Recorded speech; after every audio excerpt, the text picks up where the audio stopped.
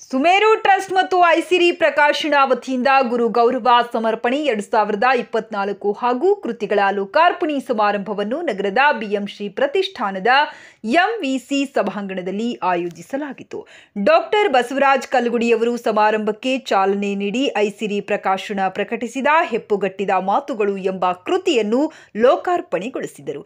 ಕೃತಿಯ ಕುರಿತು ಸುಪ್ರಸಿದ್ಧ ಕವಿಗಳು ಹಾಗೂ ವಿಮರ್ಶಕರಾದ ಸುಬ್ಬು ಹೋಲಿಯಾರವರು ವಿಮರ್ಶಿಸಿ ಸವಿಸ್ತಾರವಾಗಿ ವಿವರಿಸಿದರು. ಟ್ರಸ್ಟ್ನ ಎಲ್ಲ ಪದಾಧಿಕಾರಿಗಳು ಡಾಕ್ಟರ್ ಬಸವರಾಜ್ ಕಲ್ಗುಡಿ ಹಾಗೂ ಡಾಕ್ಟರ್ ಎಚ್.ಬಿ. ಶಿವಲೀಲಾರವರಿಗೆ ಗುರು ಗೌರವ ಸಮರ್ಪಿಸಿ ಸನ್ಮಾನಿಸಿದರು.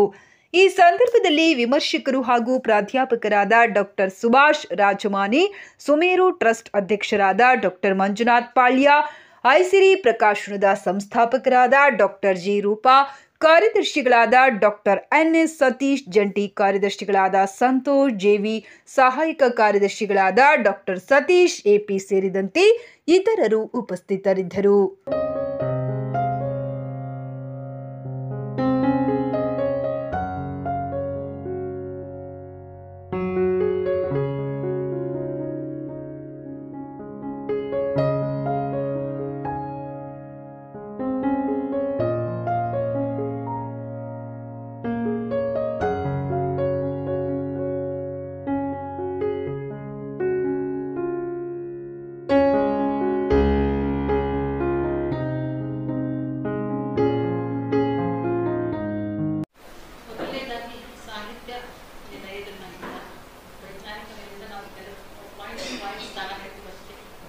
ಮೊದಲನೇದಾಗಿ ಹೇಳಬೇಕು ಅಂದರೆ ನಾನು ಸುಮೇರು ಟ್ರಸ್ಟ್ ಮತ್ತು ಐಸಿರಿ ಪ್ರಕಾಶನದವರಿಗೆ ತಾವು ತೋರ್ಪಡಿಸಿರುವ ಆತ್ಮೀಯ ಬಾಂಧವ್ಯಕ್ಕೆ ನನ್ನ ಹೃತ್ಪೂರ್ವಕ ನಮಸ್ಕಾರ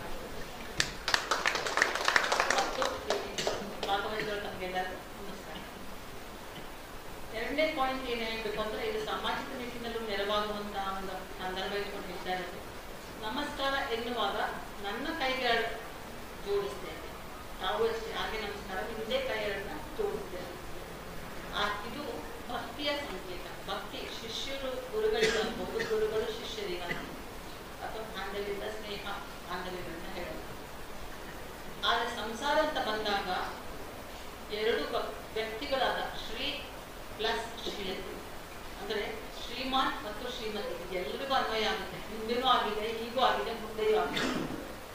ಕೈಗಳು ಎರಡು ಅವ್ರ ನನ್ನೊಬ್ಬರದೇ ಕೈ ಅಲ್ಲ ಅಥವಾ ನಮ್ಮೊಬ್ಬರದೇ ಅಲ್ಲ, ಎರಡು ಕೈಗಳು ಹೀಗೆ ತಾವು ಕೂಸಿದವರಿಗೆ ಅದೊಂದು ಬಹಳ ಇದು ನೆಚ್ಚಿನ ಸಂದರ್ಭ, ಬಹಳ ಅದೃಷ್ಟವಾದ ಸಂದರ್ಭ ಇದು.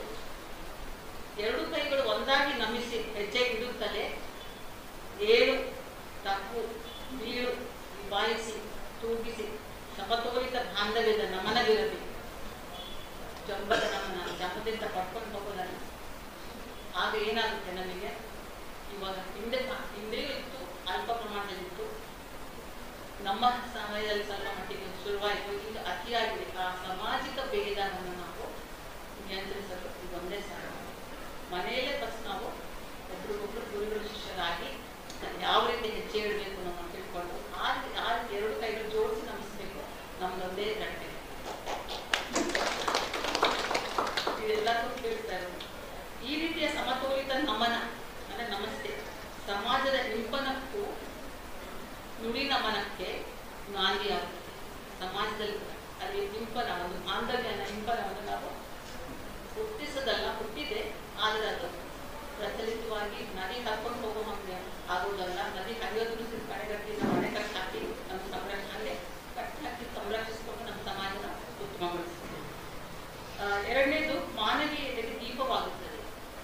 ಈ ರೀತಿ ನಾವು ನಡ್ಕೊಂಡಾಗ ಮಾನವೀಯತೆಗೆ ದೀಪವಾಗ್ತದೆ. ಆ ದೀಪವನ್ನು ನಾವು ಪ್ರತಿ ಮನೆಯಲ್ಲೂ, ಅದು ಇಂದಿನ ಸಂಸ್ಕೃತಿ ಪ್ರಕಾರ ಇತ್ತು, ಮನೆಯಲ್ಲಿ ಬೆಳಗಾಗ್ಕೊಳ್ಳೆ ದೀಪ, ಸಂಜೆ ಆದ್ಕೊಳ್ಳೆ ದೀಪ, ಅಂದರೆ ಬೆಳಗ್ಗೆ ಕೂಡಲೇ ಬೆಳೆದು ಸಂಜೆ ಆದ್ಮೇಲೂ ಬೆಳಕಾಗೇ ಇರಬೇಕು ನಮ್ಮ ಬಾಂಧವ್ಯಗಳನ್ನು. ಆ ರೀತಿ ನಾವು ಸಮಾಜದಲ್ಲಿ ಕಲಿಸ್ತೀವಿ.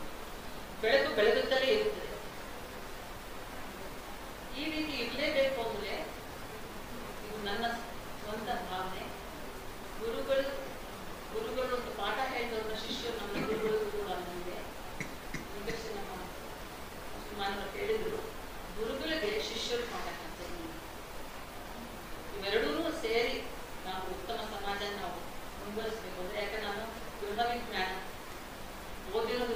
ಈ ನಿಟ್ಟಿನ ಹೇಳ್ತಾ ಇದ್ದೀನಿ.